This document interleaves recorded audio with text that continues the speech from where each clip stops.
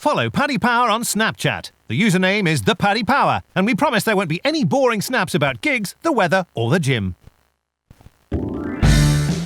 Hello and welcome to this Monday Postcast. I'm Maddie Plough, and in the Racing Post studio I'm joined by my Racing Post colleague Nick Watts, and we've also got Tom Siegel and Paul Binfield from Paddy Power on the phone as well.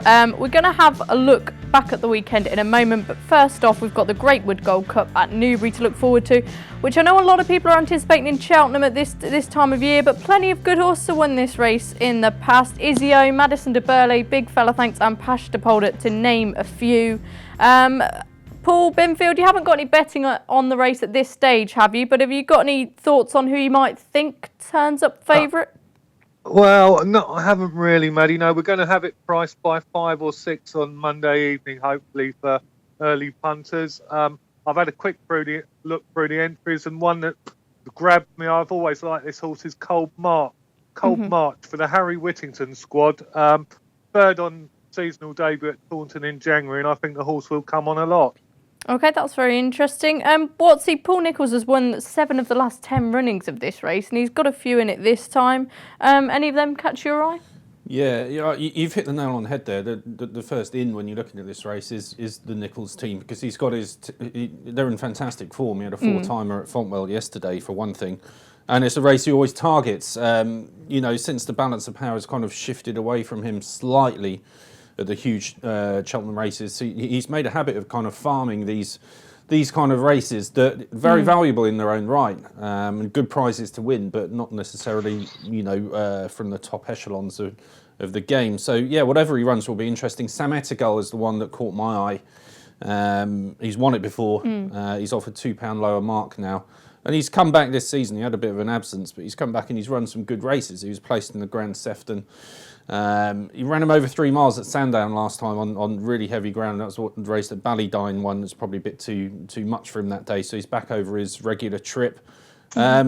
And a good second earlier on in the season behind Guitar Pete, who of course Frank the Fawn won at Cheltenham after that. So he's been shown after his bake that he's still kind of there or thereabouts, back to the kind of level he was before he went away. So he would be the one out of Nicholls' contingent I'd be looking at the moment, I think. Okay, well, we heard from Tom before we went live that he's battling the beast from the east like us all. Tom, is that going to stop you punting on the Greatwood Gold Cup at Newbury? I think it might stop everyone punting on it, Maddie, if truth be told.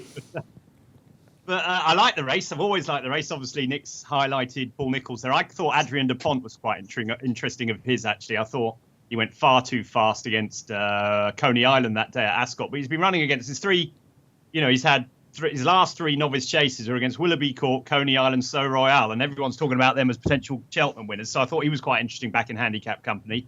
But I actually like 2 right down the bottom. I don't know if they'll run. I don't know. Well, obviously, they might be off. But I thought Icing on the Cake for Oliver Show. It's got a fantastic record at Newbury, this horse. Yeah. 2.5 miles is his trip. Didn't say 3 miles at Ascot last time, but my guess is this has been his target all season long. He was third to Warrior's Tale last year, off in a similar race to this, but he's a lot better off at the weight. So I'd give him a chance. And also my old pal, Remiluk. I know he's back over fences, but he's handicapped. I think he's a stone less than he is over, more than that, 17 pounds less than he is over hurdles. And he ran an absolute blinder in the Betfair hurdle last time. Shouldn't be forgotten that 3 starts ago over fences, he was second to St. Calvados. Now, he was beaten quite easily, but we're talking about St. Calvados as being an Arkle player. So it wasn't by any means disgraced. He was only beaten 9 lengths, and coming to 3 out, I think he put St. Calvados under any more pressure than any horse I've seen this season. So right down the bottom, if Harry Reid takes the I think it's Harry. I'm not sure, actually. I think it is. Takes the mount again with £7 off down the bottom there. I think he'd be interesting in any race around Newbury. So Adrien Dupont, Icing on the Cake, Remiluk, they'd be my choices, but I think it's going to be off. You've given us the 1, 2, 3 there if it is running. Anything else running this? I'm pretty good at getting 1, 2, 3s when the racing isn't on. Aren't we all? Is there anything else running this week or next weekend that's catching your eye? Nick, I know you've had a good look at the Grimthorpe. Yeah, that's a good race. It's one that's got better year on year, the Grimthorpe. Definitely Red hosed up in it last season. And I actually quite enjoy this weekend because you can, if it does go ahead, you can take a day off from thinking about Cheltenham, because most of these horses might not go there or won't play any, we're not expecting to play any major part of the festival. So it's kind of, you can look at it in isolation and just enjoy the day's racing. The Grimthorpe is one of those races where it might not affect Cheltenham, but could easily affect the Grand National. And we've got See You at Midnight, who's in the entries. He's in at Kelso as well. He's a very interesting one. A few people putting him up for the Grand National. I can see why after that great run in the Scottish National a couple of seasons ago. We've got Size and Cadelco, who's an interesting horse. No form at all earlier in the season, P6P. But if you go back to last spring, he was absolutely mustard. He won the handicap chase on National Day at Aintree, followed up at Punchestown. He's interesting. We've got Beware the Bear, of course, who's on a comeback mission as well, if he goes. Pulled up last time out, but I could see him going very nicely. I think Doncaster's his kind of track with a fairly long home straight. I think he stays very, very well, so he could be a good one too. But plenty to look forward to from an anti-post perspective for the National rather than Cheltenham this weekend if you're following the Grimthorpe. Yeah, it's nice to have that little bit of a breathing space between now and Cheltenham. It's very hectic. And Ben, has anything catch your eye running this weekend? Well, I'm hoping up at Kelso, Maddie, that first flow runs for Kim Bailey. Very exciting novice hurdler. Kim Bailey's got a nice team in that sphere this season. This fellow's free from free over timber. He has an entry in the Supreme, and it'll be interesting to see if Kim unleashes him this weekend. Yeah, I'm a big first flow fan. I think he wants soft ground, so going up to Kelso could be key for him. Tom, anything you've had a look at this weekend that's really caught your eye? No, I like the Kelso card most of all. I think Nick's right about the Grimthorpe being a national trial. I think the Kelso race might be a bigger one myself. The Premier Chase up there. Look, if you're looking for a classy race, this is Cheltenham. You've got American, you've got Bristol de Mai. They were second and third in the trial at Cheltenham the other day. Captain Redbeard, who's supposed to be Grand National bound. See You at Midnight's running here. That's the plan for him to go to Kelso. You've got Vincente and Warrior's Tale in there as well. So if you're looking for Grand National or Aintree, I'd personally be looking at Kelso rather than Doncaster. And that Premier Chase there is as good a chase as we've had for ages, in terms of depth of quality. I think it's a really good race. Okay, we're going to take a look back at the weekend action, but before we do, it's competition time now. Every week, of course, our sponsors, Paddy Power, give a free £25 or €25 bet to the first name of that hat who answers the following questions successfully. All you have to do is tweet your answer using the hashtag Postcast. This week's question is, what is traditionally the first race at the Cheltenham Festival? Don't forget, tweet your answer using the hashtag, and the winning entry will be revealed on Friday's Postcast. Good luck. Check out Paddy's Rewards Club. Simply place 5 bets of £10 or more across any sport in a week, and you'll get a free £10 bet then next week. T&Cs apply. 18+. BeGambleAware.org. Okay, welcome back to this Monday Postcast. I'm joined by Nick Watts, and we've also got Tom Siegel and Paul Binfield on the line. We're going to talk about Radish now, a really exciting horse who, of course, won really nicely at Kempton. He's now 3 from 3 at that track, winning by a combined distance of 27 lengths. Alan King's come out and said he's got more gears than Catchit, who of course went on to win the Triumph and the Champion Hurdle. Tom, what was your analysis of Radishan's run? That is really good, isn't he? What more can he do? He's won all three of his starts really easily. Jumped. I know Alan King doesn't think he jumped badly last time, but he jumped a lot better this time, and he's bang in there with all the best juveniles. You can pay your money, he takes choice, doesn't he? I think he's got as good a chance as any of them. I think Apple Shakira getting the £7 is obviously gives her the standout chance, but I think Radishan's as good as any of the Irish we've seen so far. Yeah. And I give him a right royal chance in the Triumph, to be honest. I thought he was really impressive. Do you worry about him going up a hill, and experiencing the undulations of Cheltenham or anything like that? No, don't worry about stuff like that until it's proved otherwise. I mean, we can make reasons for not fancying horses. They're easy to come by, and most of them aren't true. So, no, not worried about that one bit. Okay. Nick, Radishan, would he be your idea of the Triumph Hurdle winner? Yeah, I think you probably could. Apple Shakira, was maybe my idea earlier in the season, but, I think she's more of a grinder compared to something like Radishan, who really impressed me between the hurdles on his first 2 starts, and the jumping was a little bit hit and miss, but he was much better in that department on Saturday. Kingy's got 3 runs into him now, which should be enough experience for him to go to the Triumph. I take your point that he's done all his winning at Kempton, but as Tom said, there's absolutely no reason to think that he won't go at another track, no reason at all. And he was a decent stayer on the flat, so I'm not expecting the hill to be any trouble. And I just love the way he travels. And like I said, between the hurdles, he's been fantastic. And on Saturday, it looked like he was really getting the jumping together as well. So you put the two together, and he's got a cracking chance. What I would say is Apple Shakira, she can sometimes hit a little bit of a flat spot, whether that's soft ground or not. At the moment we've got all this bad weather. If the ground turned up, worse than we're used to at Cheltenham, would that be a worry for you with Radishan?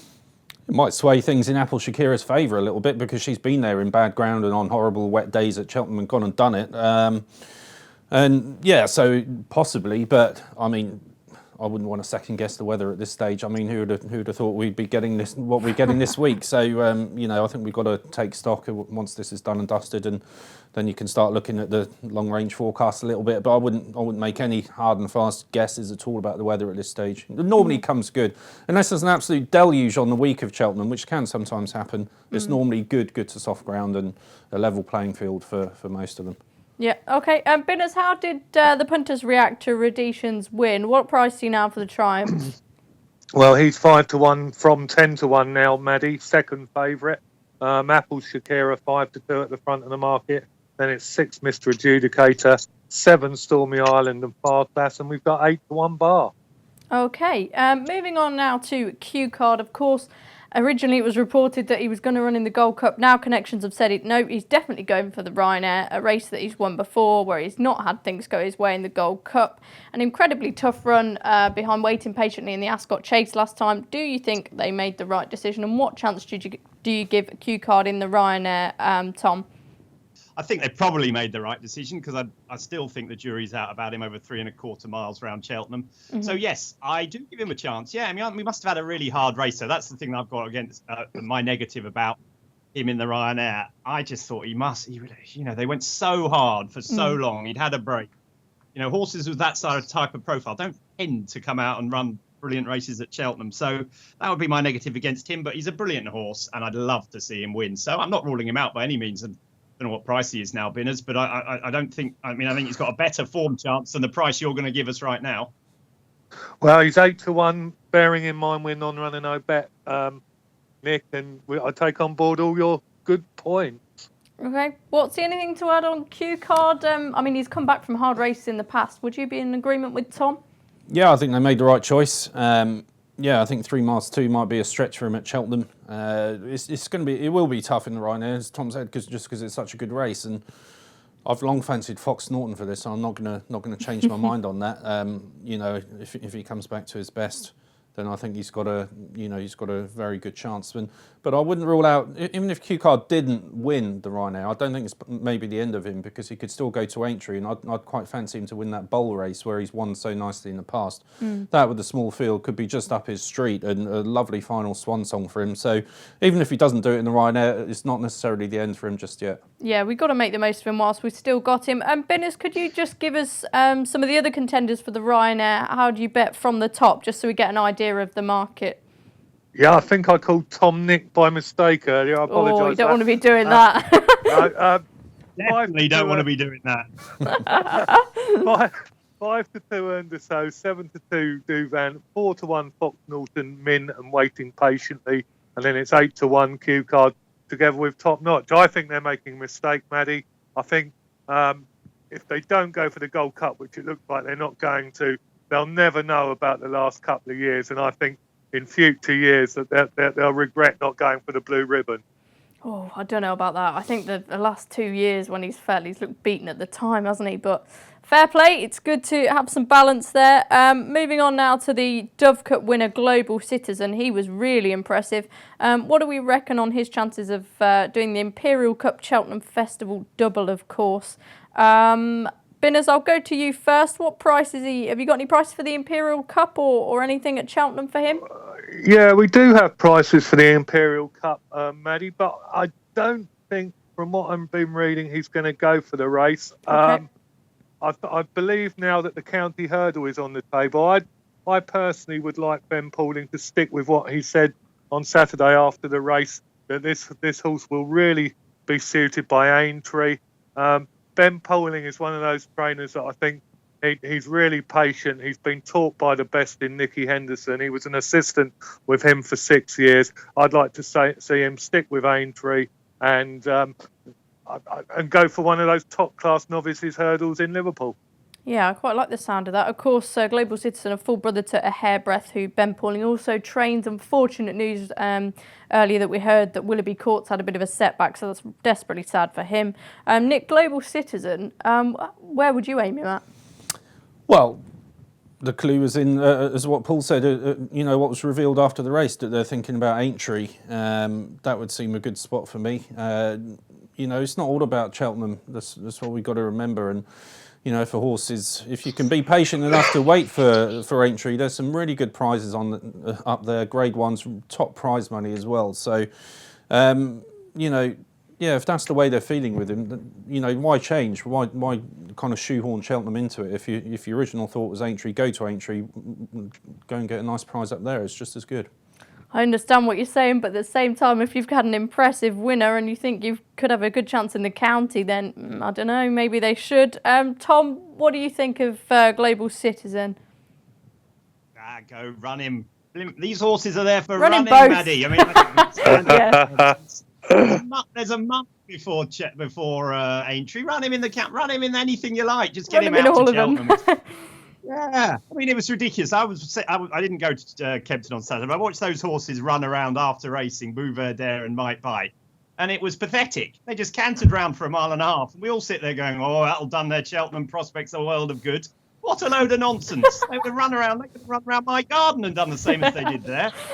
Actually, run around my garden, it's so big. No, it's so small, but it was an absolute waste of time. And I think we sit here and I think. Trainers and jockeys and all these people take us for fools. They're horses. Run them. That's what they're bred for. Get him out to Cheltenham. If he doesn't win there, he can still go to Aintree. We need a Mark Johnson over jumps, do we? Yeah, of course we do. And Aidan O'Brien. Let's not forget, Aidan O'Brien runs his horses 14 times a year. That horse that won the Middle Park was just campaigned just like a Mark Johnson horse. I can't remember what it's called now. But Aidan O'Brien runs Navy his flag. He runs his horses, doesn't he? No one complains about that. And I just think, there's a month between Aintree and Cheltenham. If he's not going to win, give him an easy time of it and then get him out to Aintree. I don't think it'll do his prospects any harm at all. So I'd like to see him running in the county hurdle wherever he wants to run him.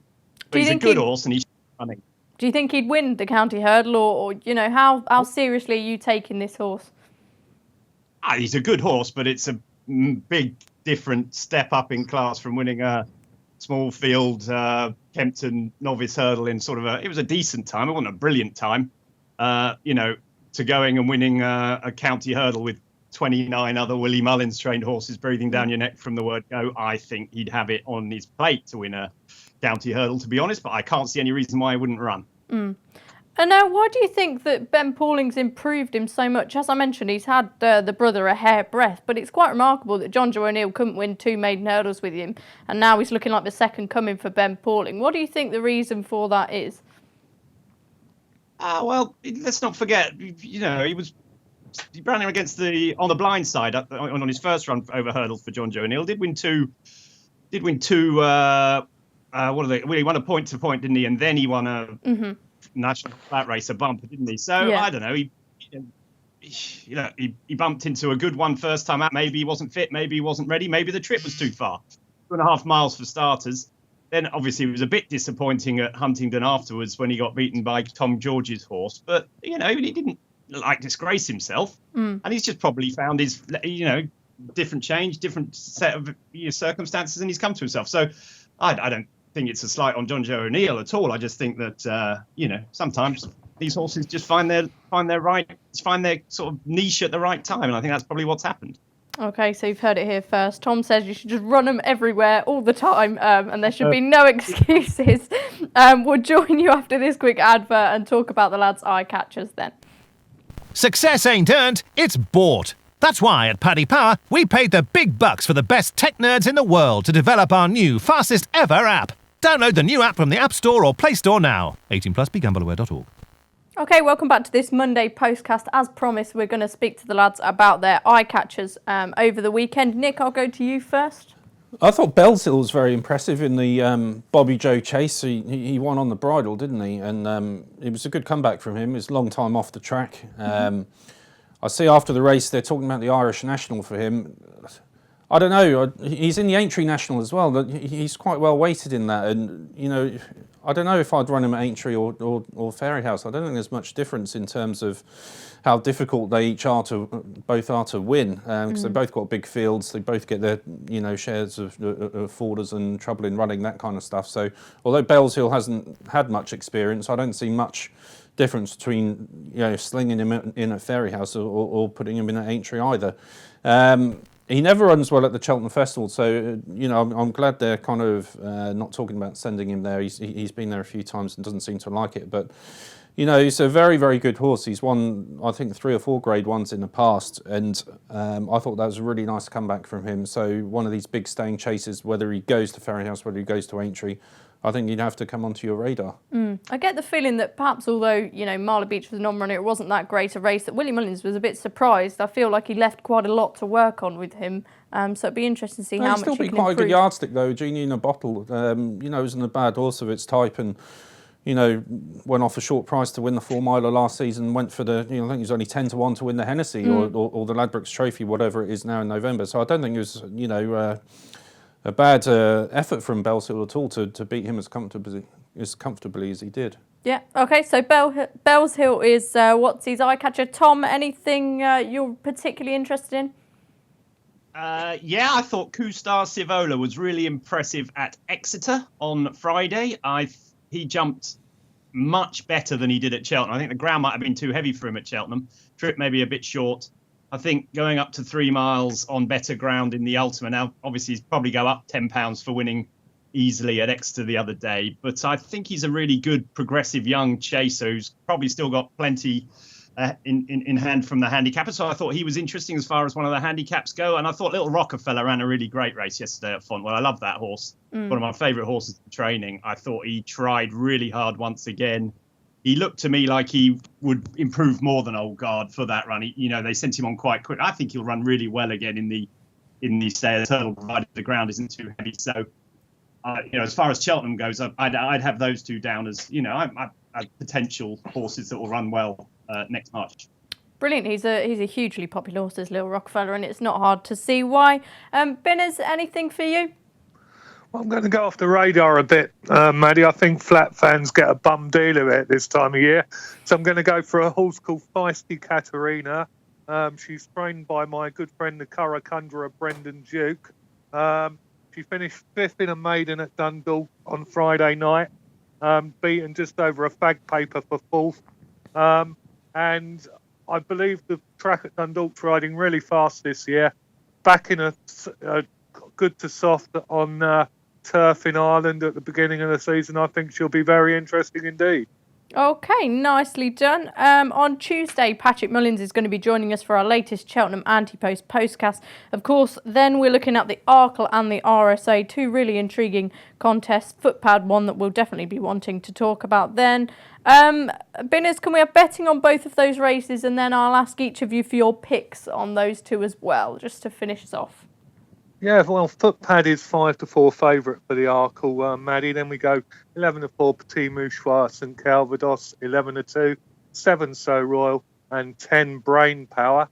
And then looking at the RSA, Presenting Percy just favourite at 5-2, Monolith 11-4, 8-1 Black Corton, Invitation Only Alboom Photo, 10 Willoughby Court, who we got the bad news about today for the probably for the JLT. And it's 12-1 bar. Okay, brilliant. And Binners, who would your picks be for those 2 contests? Well, I'm keen on Brain Power in the Arkle, Maddie. When someone like Nicky Henderson says he shouldn't be underestimated, I always take note. I think Sandown was a bit of a non-event when he unseated Danny Mullins, and when he fell last time, he was running a decent race. He'd just taken second against the older horses, so he could give Footpad something to do.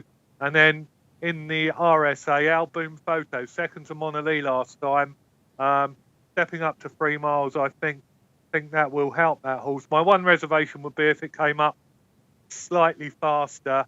His worst run came on good to yielding rather than soft and heavy surfaces in Ireland, so I'd be a bit worried about that. But at a bit of a price, Alboom Photo. I like Alboom Photo. I'm in agreement with you there, but I think Tom might agree with you on Brain Power. What do you say, Tom? Nah, I've had enough of the you've old had brain enough. power. I've had enough of him. I've had enough of him round Cheltenham. A few weeks ago I backed St Calvados and So Royale, and I've got no reason to change those things. I think So Royale is actually becoming the value in the race because I think everyone's sort of forgetting him, because of Footpad, because of St Calvados and Petit Mouchoir. Everyone's talking about every horse bar So Royale. I think he's been as impressive as Footpad has this season. I think he's might have won stiffer races, if truth be told. I think the way the race is run might suit him. So I like St Calvados and So Royale in that race. The other race, to be honest, I was disappointed with Presenting Percy the other day. I thought if you're a proper, serious, top-notch horse, you should be able to win races getting £10 from horses like Arduke. I know I love Arduke, don't get me wrong, but he's getting £10. It's not like people say, oh, novices against the old. He didn't touch a twig. It wasn't like the fences got in the way or anything. It was about running fast. And he couldn't run as fast as Arduke over 2.5 miles. So, he also had a hard race that day. It was terrible ground, and Arduke would have put it to him. So I'm going off him a bit. I think the news about Willoughby Court makes the JLT a bit more interesting and maybe puts Monolly in with a chance of running in that race. So consequently, I think the RSA is becoming a nice betting race. I think I prefer invitation only to Alboon Photo of Willie Mullins, simply because I think the ground will suit him better. And the other one I like is Mia Storm, but there's vibes about her running in the handicap. But for me, I think the RSA is becoming, perhaps one of the more interesting anti-post races at the moment, because I think we've sort of got sucked into thinking these horses are going to do this, that, and the other, and I'm not sure their preparations have gone exactly how I would have chose them to go. So therefore, I think there's a bit of value, maybe invitation only, but I've also backed Mia Storm, and I hope she runs because I think she's got a massive chance on good ground. Like you say, she'd love that good ground. Be interesting to see if invitation only runs in the RSA and not the JLT. I'm not sure what the vibes are there. What's he? I'd completely echo what Tom said about So Royal. I think if anyone's out there, gets on the Racing Post website, go back and watch his Sandown win again, because it's one of the most impressive things I've seen all season. The way he jumped, the way he travelled, the way he put the race to bed. As Tom said, it's at least as impressive as anything I've seen from Footpad this season in terms of jumping and quality. And yet one's almost even money and one's 7-1. I think So Royal is terrific value in the Arkle. In the RSA, I kind of nailed my colours to the mast a little while ago to Black Cauldron, hoping that the Bryony fairy tale will continue. Everyone keeps telling me it won't happen, but as Tom said, there might be a few defectors now. If Willoughby Court misses the JLT, Monolly, could he go there?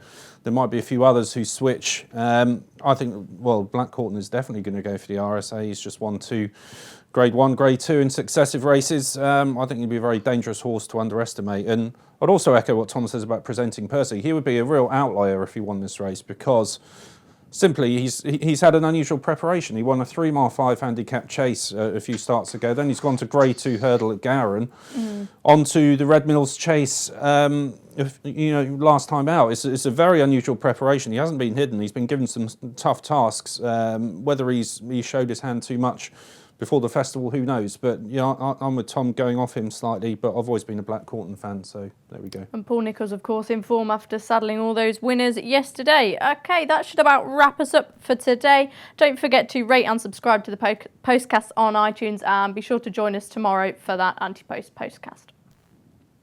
Success ain't earned, it's bought. That's why at Paddy Power, we paid the big bucks for the best tech nerds in the world to develop our new fastest ever app. Download the new app from the App Store or Play Store now. 18+, begambleaware.org.